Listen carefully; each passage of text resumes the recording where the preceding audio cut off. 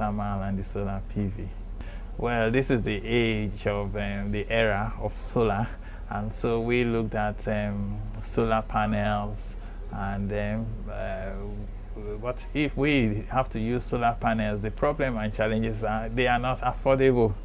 We cannot make them here in Nigeria, and we don't make them in Nigeria.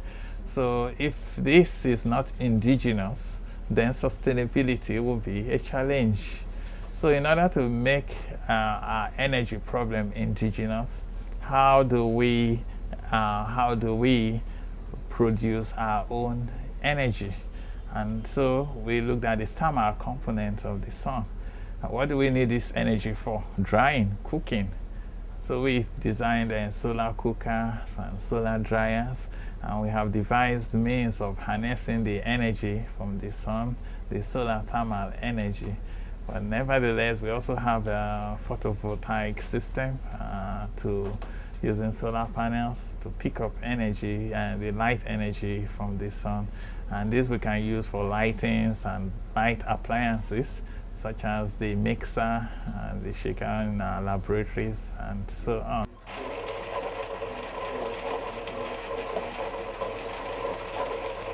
In the industries, many of them use heavy machineries that requires a lot of current, and the solar will not be an efficient system to produce this, to run these machineries. So in this case, they need the diesel. But rather than using the fossil diesel, we have devised to use renewable sources of diesel, such as the biodiesel, which we get from plants. And these are more eco-friendly. They do not contain sulfur like the fossil diesels, and they do not emit all this sulfuric gas, or they do not leave precipitates in the engine of your machine, so reducing maintenance costs. So with that, I think we've been able to sustain our laboratory. So we use, for our computers, we use the solar panels and the solar PV. For drying our products like beans, plantain, we use the solar thermal energy we harness. Then the skin and the peels from the coats of the beans, we use this, we recycle them to generate gas. We generate methane gas, and we use this gas also to run our generators. We also use this gas to dry our products. So if we need to dry the products overnight when there is no sun, we use the gas from the methane, and in the daytime when there is sun, we use the solar.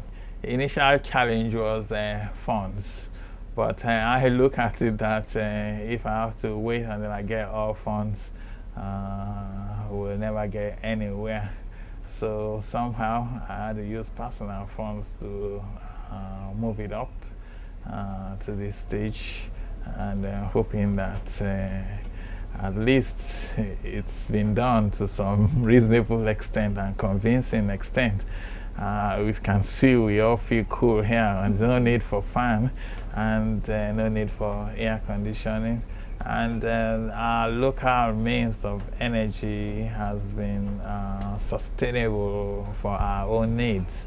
So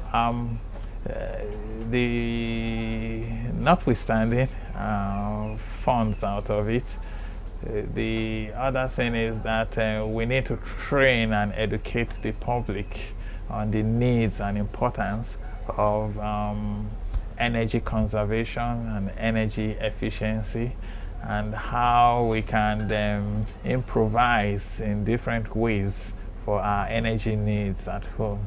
So even without PHCN, we can survive in our own way.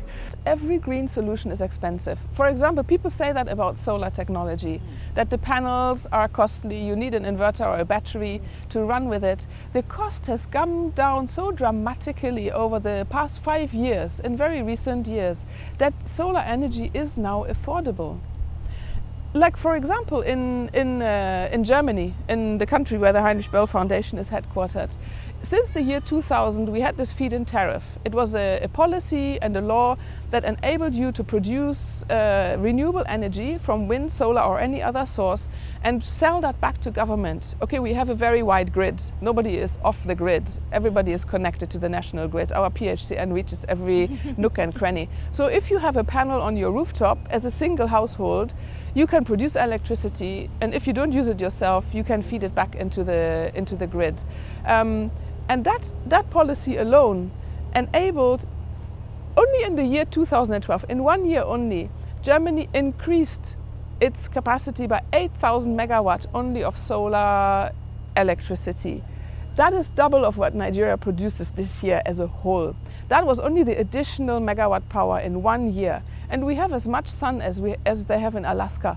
So imagine what renewable energies could produce for Nigeria. Thousands and thousands of megawatts, that is for sure.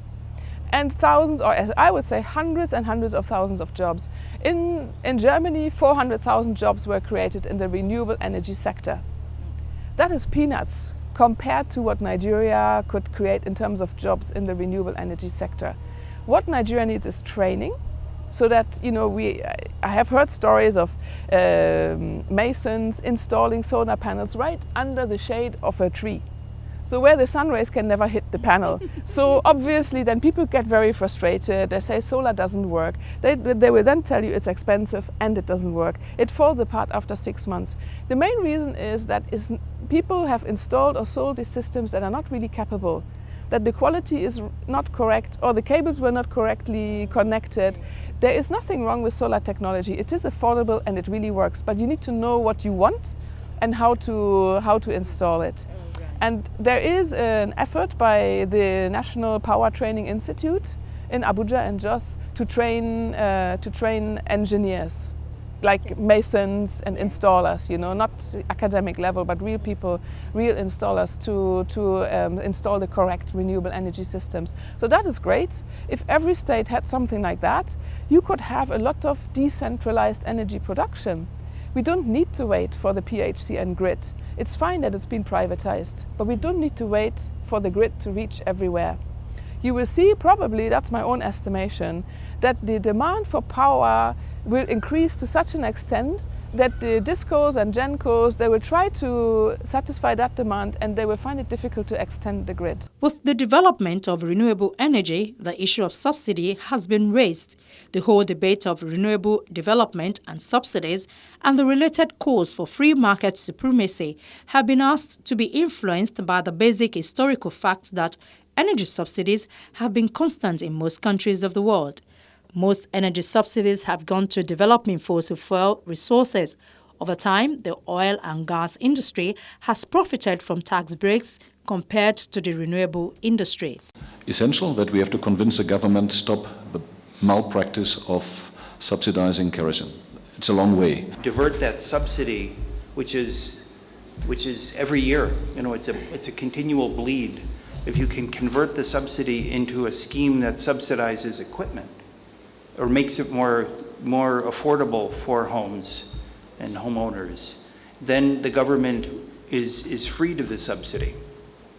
So you need to pull out the mathematical tools and spreadsheets and make a good case to the Ministry of Finance. A review of renewable energy subsidy in most economies of the world suggests that its usage has contributed to social and economic development.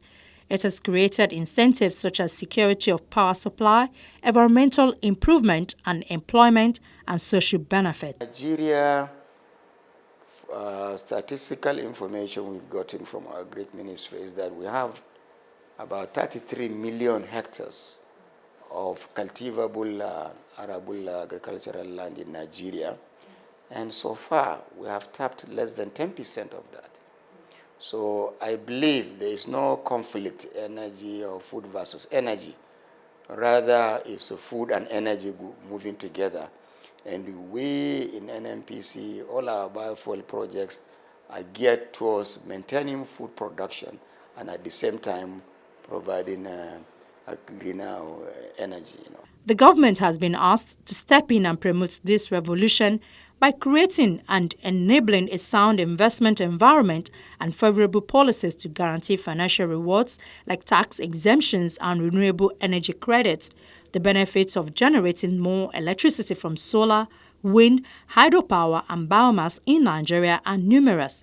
The most apparent are the creation of millions of jobs, increased incomes, economic growth and, of course, more stable power supply throughout the nation.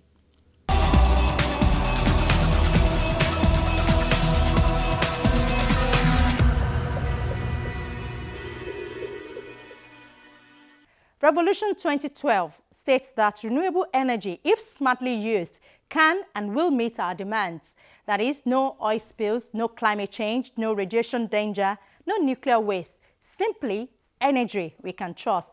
And Nigeria has all it takes to take the lead. And on that, we close Earthfile today. Thank you for watching. I'm Ayola Kasim, inviting you to join us next time when we look at another issue on the environment. From all of us here, it's bye for now.